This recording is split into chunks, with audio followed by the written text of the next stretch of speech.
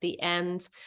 Some of you may already know me, and if you can just signal if I'm not speaking loud enough for everybody in the room, I'll try and project my voice even further if there's a problem. But this is kind of an introduction to the law school path. So I'm going to cover quite a bit of information, and some of you may or may not have already heard some of this information. It's always good to get a recap. And for those of you who have not spoken with me and or have been kind of looking through LSAC.org, some of this information will be there as well. So I'm Professor Fletcher. I've been at San Diego State for about 10 years. 2014 is when I started. And I've been the pre-law advisor for about 8 of those years, although I have advised future law students at both prior institutions that I worked at. So Ohio University and also University of Albany, SUNY in New York. So I've been advising students for probably, 15, 20 years now. So there's a lot of information out there. A good place to start is absolutely LSAC.org, right? That's where you're going to build your file. That's where letters of rec will be uploaded. It's where you will upload your personal statements, etc. So get familiar with LSAC.org. It has a lot of information on there, not just kind of the nuts and bolts in terms of registering for the LSAT, paying your necessary fees, etc. But it also has information on the law schools as well. So it's minimal in terms of the information that's provided for the law schools, but there are hyperlinks that you can then kind of jettison to those respective schools and then learn more about the school that you might be applying to. So start with LSAC.org, create that file, and then you can add to it as kind of the time unfolds. In terms of your GPA, obviously, those of you who are in the room, you're probably at varying stages of your career, academic career here at SDSU. So first years through seniors, right? The GPA and a lot of what is on your resume, you have immediate control over both of those aspects. So when you're thinking about what does a strong GPA look like, use kind of the two that have been highlighted on the screen for you. Harvard at about a 3.75 plus cutoff, and then somewhere like USD at a 3.52. They're pretty standard ranges for the likes of kind of an Ivy League school like Harvard, and then USD, where we do place a lot of our students from San Diego State. So 3.52 is definitely attainable for a lot of our students, and something that you can be working towards throughout your 4 years at SDSU. Obviously, there are times during any academic career where there might be a semester that you maybe take a dip with your GPA, and we can certainly talk about writing something like an addendum to explain what happened in that particular semester, where perhaps you were dealing with something like COVID, right, which a lot of us went through, and it might have negatively impacted your transcripts. Maybe it was trying to figure out what major you're better suited to. So maybe you came in as a finance major, didn't like the courses, failed out of many of the classes. And so that particular semester is, illustrating, some grades there that perhaps is impacting your GPA. Well, you can speak to that particular semester by writing an addendum. And if you have questions on what an addendum is or how long it should be, I can definitely answer some questions at the end. The other test score or the other number that is reflected, that's evaluated by committees for law schools, is your LSAT. So it is about a 3.5 hour exam. You have a number of areas to address questions in, so logic, reasoning, games, arguments, and then you also have a writing component as well. The standard score is from 120 to a 180, and you can see here at Harvard a 170 to a 175, whereas somewhere like USD is around a 159. Our average for our SDSU students is around a 156, 157. And we also have students that score well above that average, 165, 170, 175. So it's definitely attainable. And I can speak more on the LSAT as well, because it's not just about, you know, kind of working on your own towards scoring as high as you can on the LSAT, but there are classes that you can take, and you can think about those as investments, right? The higher the LSAT score, the more likely it is that you will be given money to offset how much law school is going to cost you, which, you know, if you reckon on around $250,000 for 3 years of law school, if you can offset that with any money in hand, that definitely comes in handy. Letters of rec, you're asked to submit, most schools say 2 to 3 letters. There are some schools out there that ask for 4 letters, or you can submit up to 4 letters. You really want to think about who those letter writers are going to be, right? So you need at least one of those letters to be from an academic. So one of your professors should be writing one of those letters, because you're going from one academic setting into another. So if you're struggling to figure out who your letter writers would be, you can definitely come chat with me. But think about a professor that has had you in class multiple times. They know your work, they know your work ethic, and they can write you a strong letter, right, reflecting who you are as a student in their classes.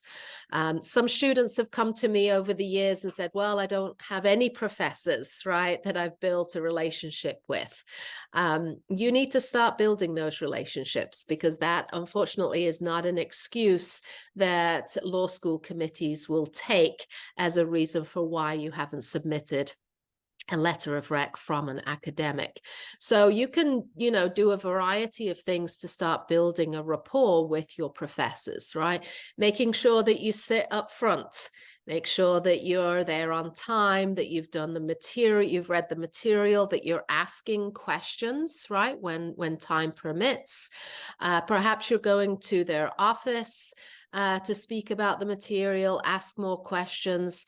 Sometimes you can do it by sending emails, right? In addition to some of those other practices, right? You can say something along the lines of, really enjoyed today's lecture.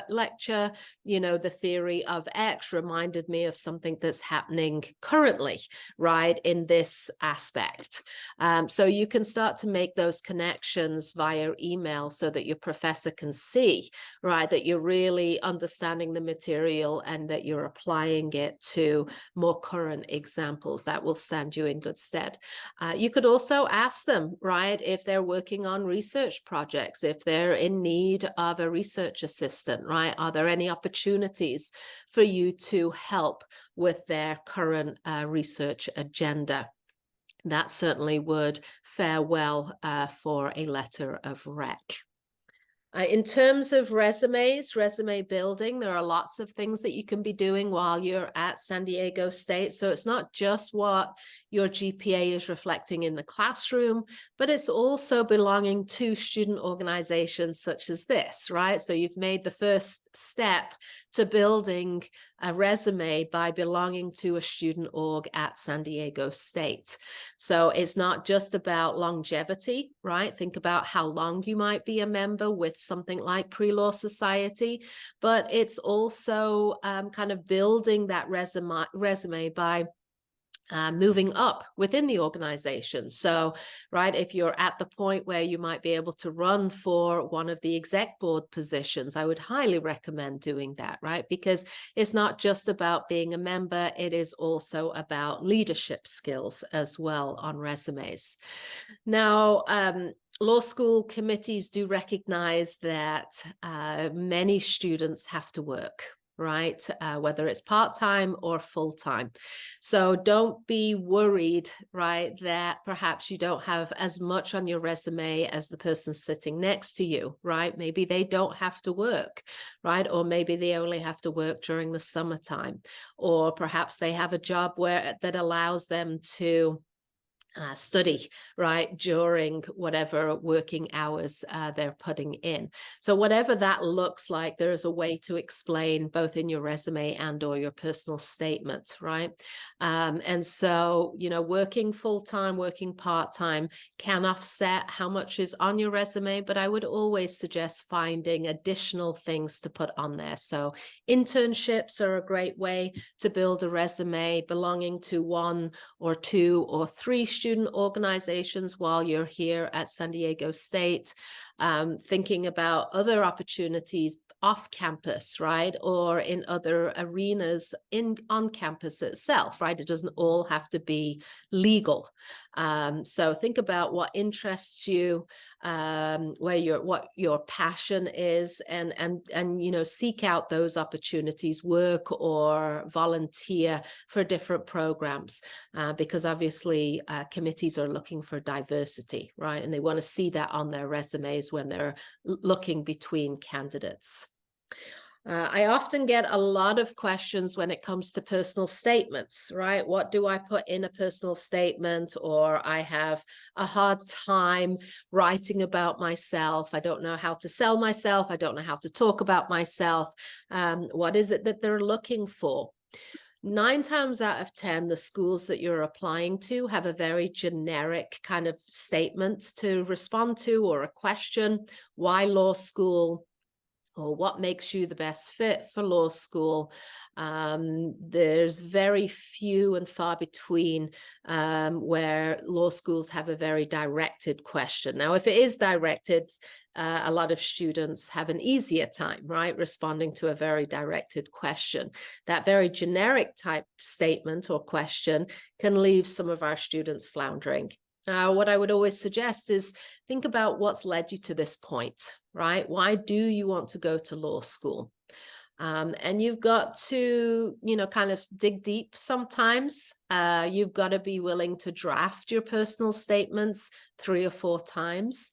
You've got to be willing to share it, right? So whether that's with the roommates to get some initial feedback, whether it's with myself as the academic advisor or the pre-law advisor, or whether it's with another professor that you trust, right, that has read personal statements for other types of applications. Whoever it is, you know, make sure that you trust them to give you honest feedback, and you're not just looking for feedback on the substance of the paper, but also on your writing style as well, right? You want to make sure that you've proofread it and cleared any kind of glaring mistakes, because that's the last thing you want to submit is a personal statement that sounds great but reads terrible. Okay. So, you know, I am happy to read over personal statements and give feedback through Google Docs. And I've read personal statements from all kinds of students, right? Writing about all kinds of things. And, you know, they have to resonate with the reader. You're thinking about what narrative you're building, and how are you telling the committee about yourself, right? Making them want to know more about you by inviting you to come to their law school. So again, I'm happy to talk more about personal statements if you have specific questions, but they are definitely an area of the application that I would say get students probably the most anxious outside of sitting the LSAT. The personal statement and the resume, they can be written at any time. Resumes are always good. to have updated, because if you're applying for legal internships, you always want to have a resume ready that you can just send out almost immediately when you hear of a position opening up. With your personal statement, most students write those after they've sat the LSAT, and probably about a month to 6 weeks before they apply, right? Kind of go into that cycle of applying for law school. Now, what does that application process look like? You've got kind of the nuts and bolts there in terms of what all goes into your file, but when should you apply to law school? You really want to do that in the fall semester of your final year at San Diego State, right? So if you were to use this as your academic year, your final year, so the fall of 23, you would have already have sat your LSAT, hopefully in the June or July period. Worst case scenario, if you didn't like that score, you would then have an opportunity to retake the LSAT in September, October, at a push November, and still be able to apply this fall, right, with preparation to start your law school experience in the fall of 24. Doing, kind of submitting your application now allows for more seats to be available and more money to be available, right? So this is the optimal time that you want to be submitting your applications. Now, students do wait until spring, and that's for a variety of reasons. That could be because you're just now thinking about law school, right? Something has come up in your life where you're rethinking your career, and law school seems to be that path for you, which means that you're kind of doing a lot of legwork, right? You're studying for the LSAT, you're trying to find out what this LSAC.org is all about, writing your resume, personal statement, etc.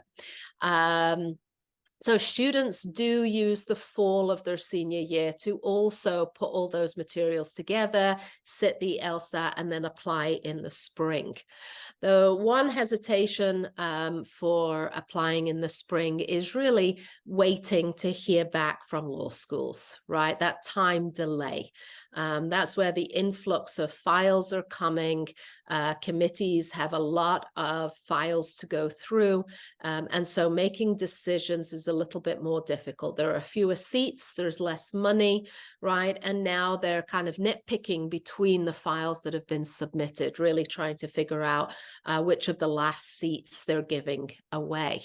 And so I've had students not here until as late as June, July, right, that they're going to law school, which can put perhaps a little bit of a cloud over graduation, not really knowing quite where they're headed following graduation.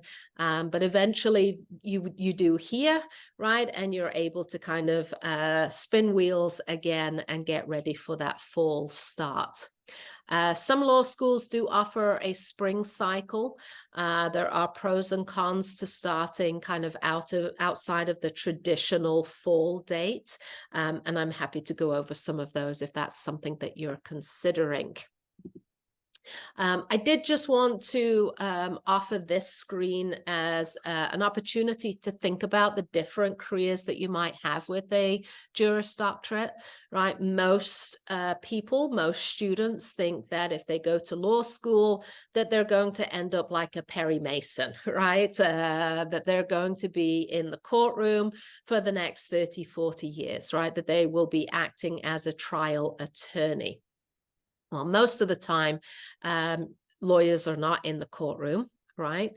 You try to avoid the courtroom at most costs, just because of the kind of the cost-benefit analysis of going into the courtroom. But there are other careers that you might have using a JD, and I just put up some examples that you might consider after graduating from law school with a JD. So something like professional counseling, in-house counsel for Title IX on university campuses, fair housing advocate, for example, thinking in terms of non-government agencies, working for an NGO.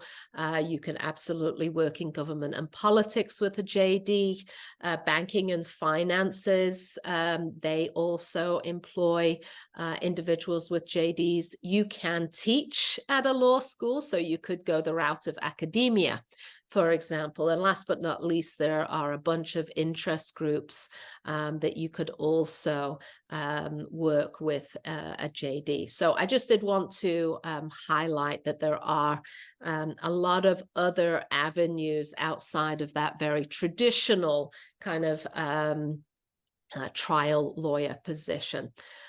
So something to consider if you are maybe on the fence and wondering if a career in law is really the path for you. So I will kind of close there. I gave you quite a bit of information. There is a ton more, absolutely. Something like, should I take a gap year? Some schools are now taking GREs and not LSAT. What is the pros and cons of that? I'm happy to discuss any of those kind of additional pieces that I didn't really talk about, and or go into some more detail about some of the information that I did highlight on the PowerPoint. But I'm going to open it up to Q&A. And before I do that, as you can see on the screen there, if you want to be added to the Canvas Pre-Law Homeroom page, go ahead and email me your red ID. I use that platform to make announcements on panel events that are coming up that are law related. So by mid-October, we should have an Applying to Law School panel. So I'll be posting an announcement there once I've solidified the details. I let students know about LSAT prep courses, legal internships, any events on campus that might be of interest to our law student community. So I will stop and turn it over to Q&A. If there's somebody in the room that might be able to help facilitate hands, questions, that would be much appreciated. Okay, thank you, Professor Fletcher. Yeah, we'll open up to questions in the room and also on Zoom. Okay. So I guess, yeah, does anyone have any questions? Yes, let me just address this one from Leah. What's my email address? That would probably have been helpful. K Fletcher, and I'm going to put it in the chat here, at sdsu.edu. Very simple. So kfletcher@sdsu.edu. Okay, and Professor Fletcher, you can actually see the whole room, right? So if you want, you can call on people yourself. I believe there's no one excluded from the camera. Yeah, I can, but I can't quite make out hands. There might be somebody in that far section with their hand up, white pants, cream pants. Yeah, okay. You mentioned the GRE. How is that like different than the LSAT? And is there certain schools that only take the GRE? Yes, absolutely. Great question. So the GRE is the general examination for graduate school. So I took the GRE and the LSAT a long time ago, and they are very different tests. So you do need to study for both. Because you have to study for both, right? Because they're two very different exams. I would really try and narrow down which schools you're applying to and which schools accept either one or both. Okay, so if you're looking at 5 schools, right, and 2 schools accept the GRE as well as the LSAT, and 3 schools accept the LSAT but not the GRE, study only for the LSAT. There's no point trying to study for 2 very different exams. Okay.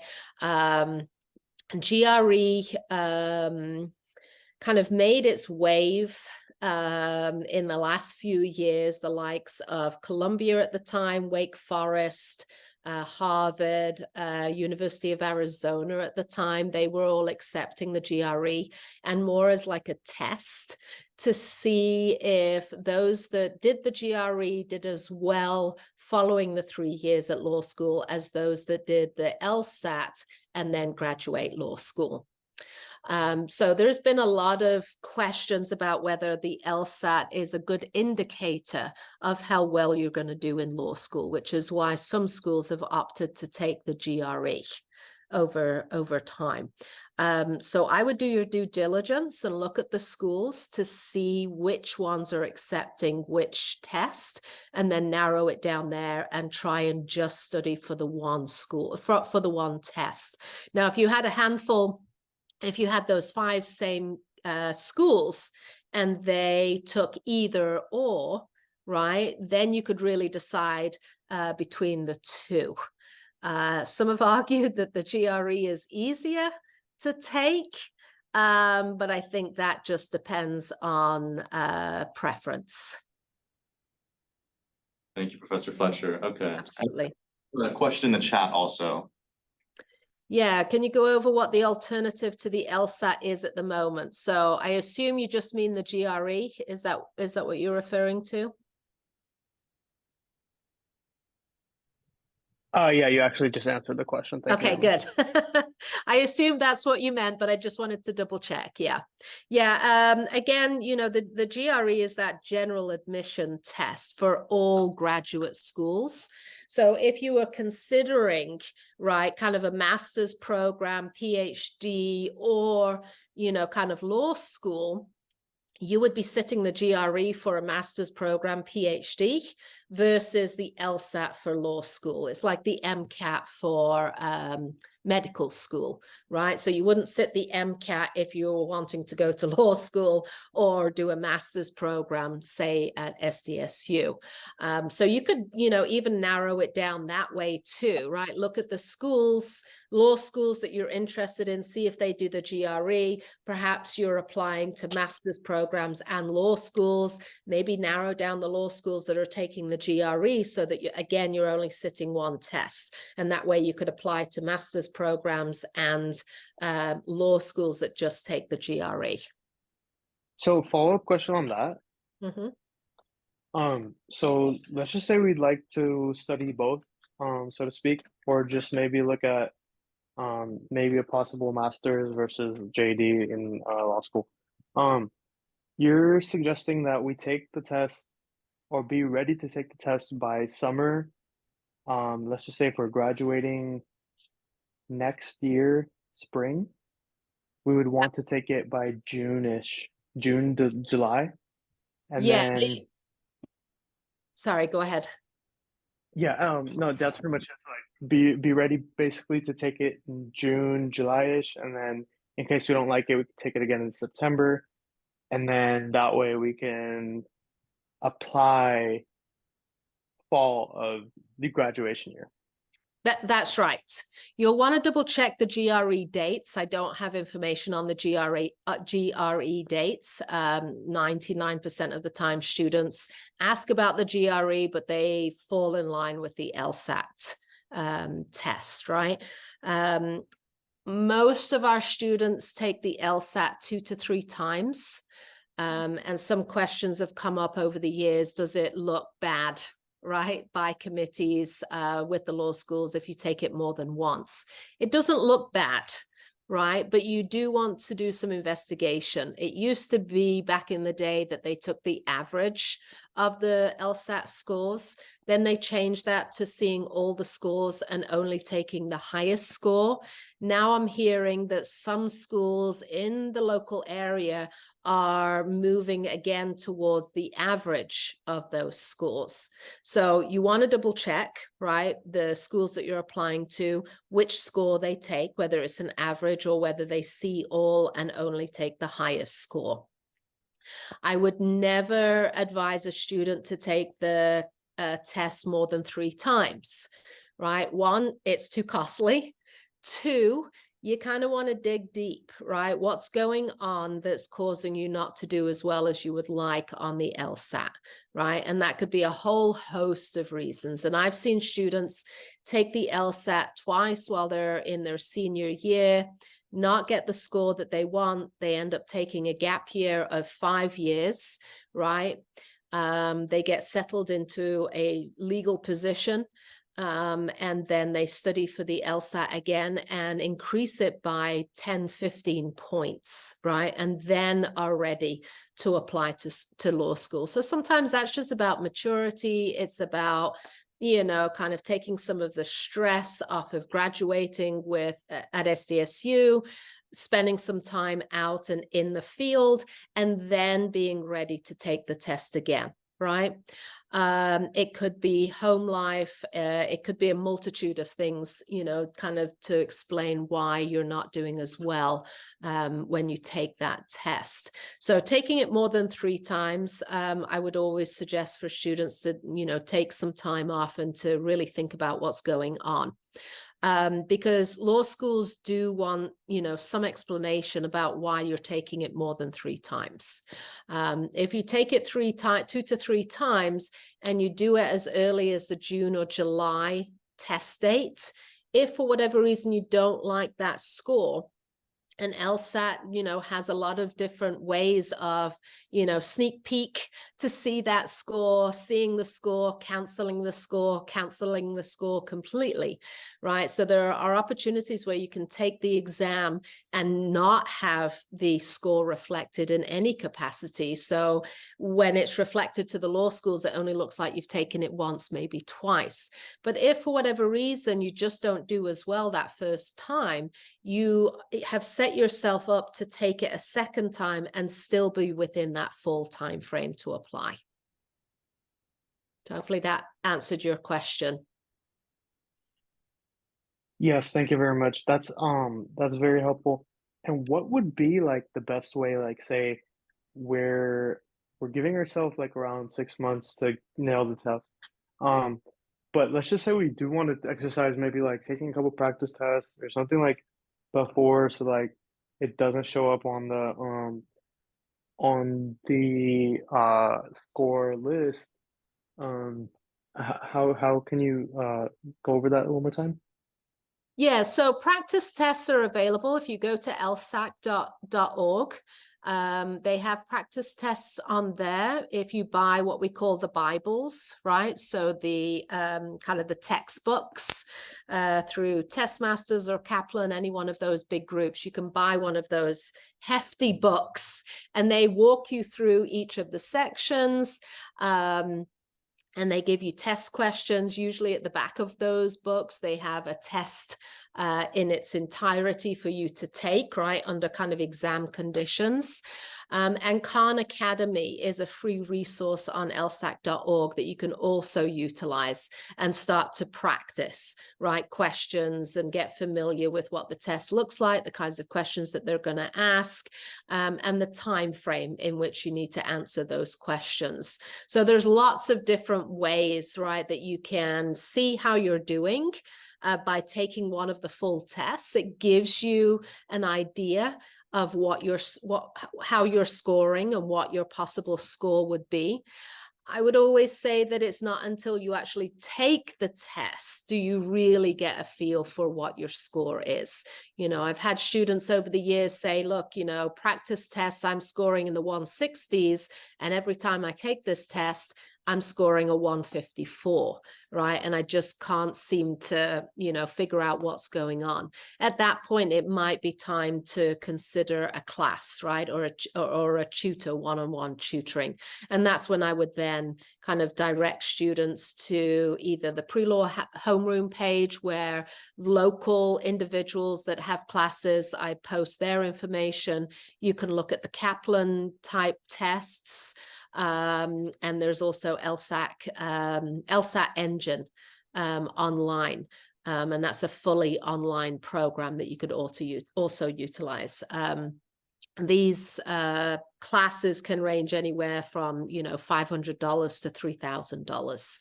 And that's why I say it's an investment, and you really want to think about what that class is offering you. Next question, should we take one from the audience if there is one, and then I'll come back to the question in the chat? Yeah, do we have any questions in the room right now?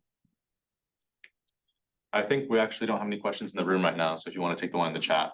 Absolutely. How am I pronouncing your name? Is it Ko? Yeah? Oh, COI. Is that better? All right. For letters of rec, would the type of professor matter? Help my application, for example, STEM professor versus a poli-sci professor. Oh, well, I would always go with the poli-sci professor.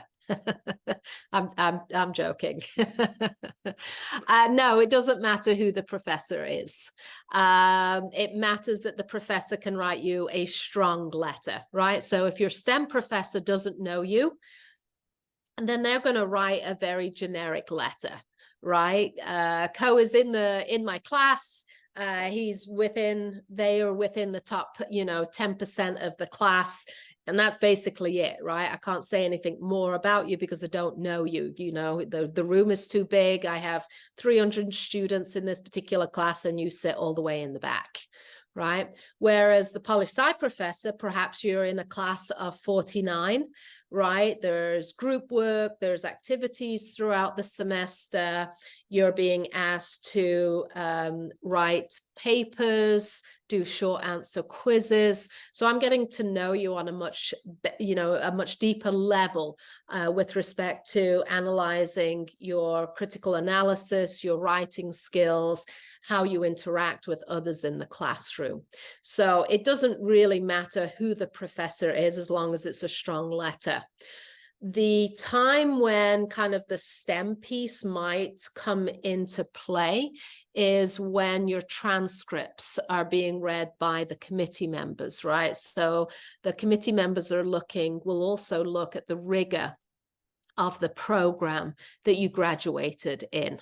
Right. So, the major that you choose is not just about how well you're doing, right? And how much you're enjoying that particular major, but it's also the level of the classes that you're taking. So I would always advise students, think about, taking some of those upper division classes that are going to hone some critical skills that you're going to use in law school, writing skills, right? Critical analysis, reading, copious amounts of material in any given week, writing reports on those pieces, etc., right? Versus taking 200 level classes that are multiple choice exams for midterm and final, and you can ace them, right? Part of the committee's work is to evaluate the rigor of the classes that you're taking and whether an A at the 400 level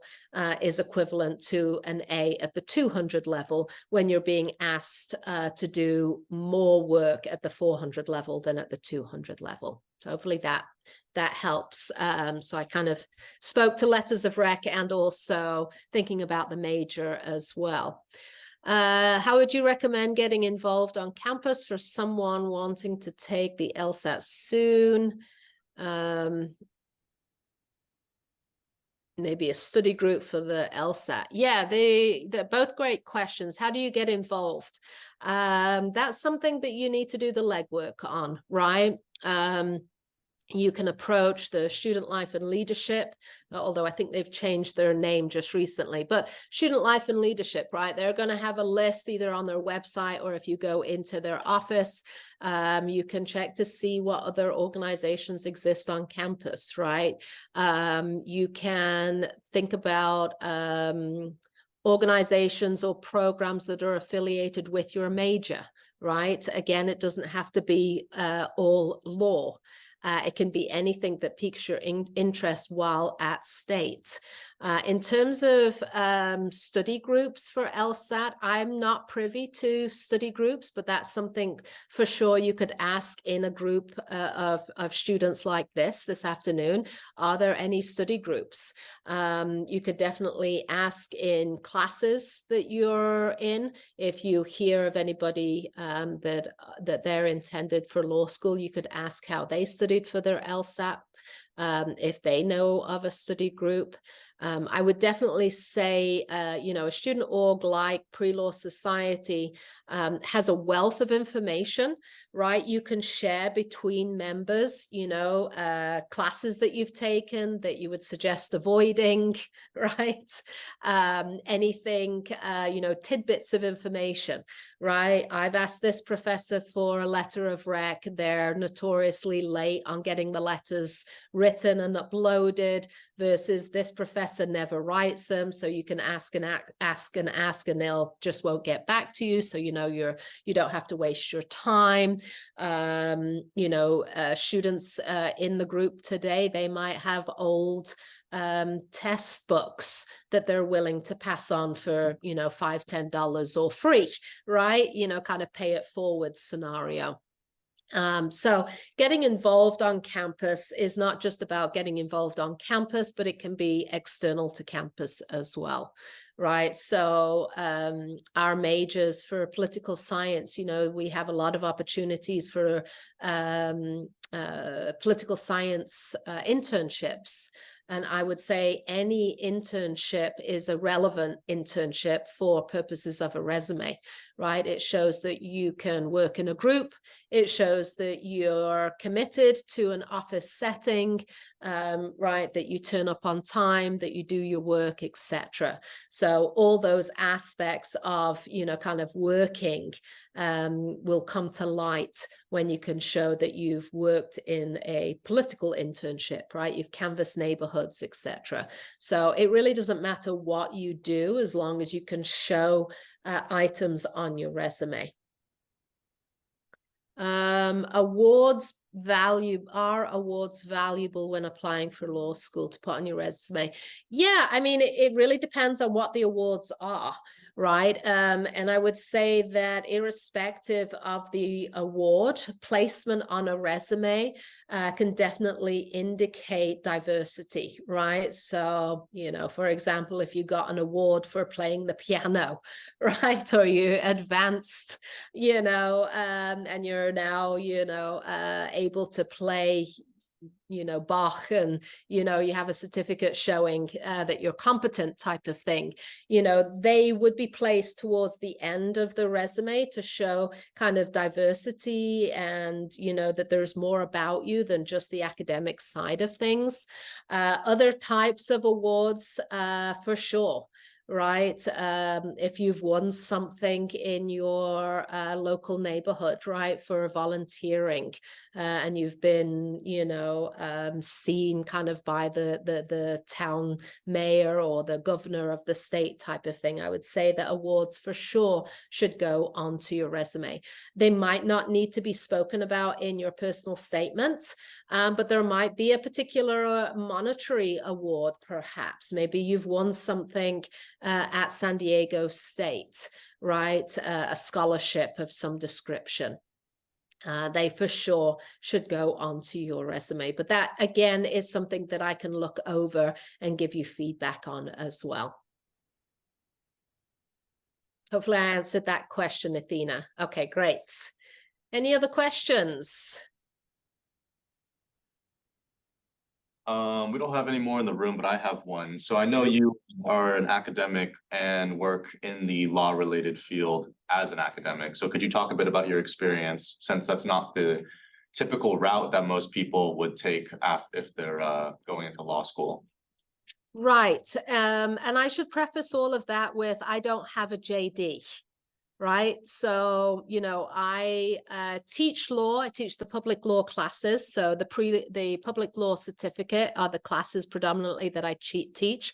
So if you're interested in hearing more about that to supplement your studies, right, you've got a major, you're considering maybe double majoring or adding a minor or even a certificate, right? The public law certificate might be something that you take on board.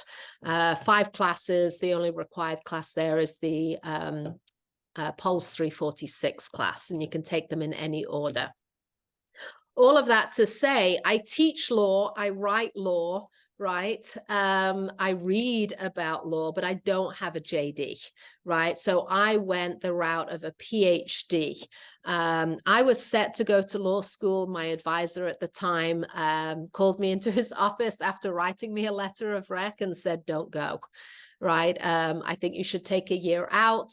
I think you should consider doing a master's program, even a PhD. And I think you should consider foregoing kind of, practicing law and think about teaching in a classroom, and you can still teach all things law, just not from that perspective of having a JD. So there are two very different routes, right? You can graduate with a JD and teach at a law school, right? So you'd be teaching first, second, and third years. Someone like Mark Graber out of the University of Maryland, I believe he did a joint program, PhD and JD, and he teaches the law classes at University of Maryland. I went the PhD route, so I'm able to teach at a four-year university like the one at State, and I teach it from the political science perspective, right? So I'm thinking about law, but at the intersection of politics, right?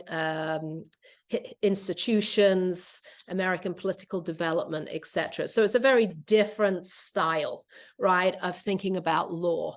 I challenge, right, the kind of legal model that's taught at law school. So any of you in the audience that's in one of my classes right now or has taken a class from me, right? In law school, you're being taught the legal model. Precedent matters. What is the precedent in any one of these cases, right? What are the facts? What are the questions? What have prior courts said in the past? And how might they control for a current decision? The way that I look at law is to say there's more that goes into a decision than just mere precedent, right? Especially when you think about something like Dobbs overruling Roe in 1973. So from my perspective, I'm thinking about all those factors, both internal and external to the court. So did that kind of answer your question? Thank you. So I did one last check for questions in the room. I don't think we have any more, and I don't see any more in the chat. So I think we'll go ahead and let you go. But thank you so much, Professor Fletcher, for taking the time out of your day to be here. We all really appreciate it. You've got Absolutely. a lot of light insight onto the process that we're all, I'm sure, intimidated by. But thank you. Sure, Well, you're more than welcome. I would just say this, don't feel intimidated. I know when you embark on any new endeavor, it can feel like there's a lot of steps. Perhaps you're first gen, right? You don't have anybody either at home to talk to. You don't have, a parent or a grandparent to lean on. Please know that there is a lot of support at San Diego State for each and every one of you, right? So, set up an appointment to come talk to me. If my office hours don't work for you, email me. We can set up a Zoom outside of those hours so that we can chat. And as I mentioned already, more than happy to look over resumes, personal statements, addendums, etc., to give you the necessary feedback and support that you need to make, right, the career in law successful. Great. Well, thank you very much, Professor Fletcher. But I think, after that, we can let you go. So thank you again. All right. Have a good day. You too. Thank you very much. Have a good one. Okay. If anyone has questions regarding the GroupMe or dues specifically, please come talk to us. Otherwise, thank you all for being here. We'll have our meeting next week actually is a webinar, right now. So we'll be having a webinar on Zoom. I don't think we're meeting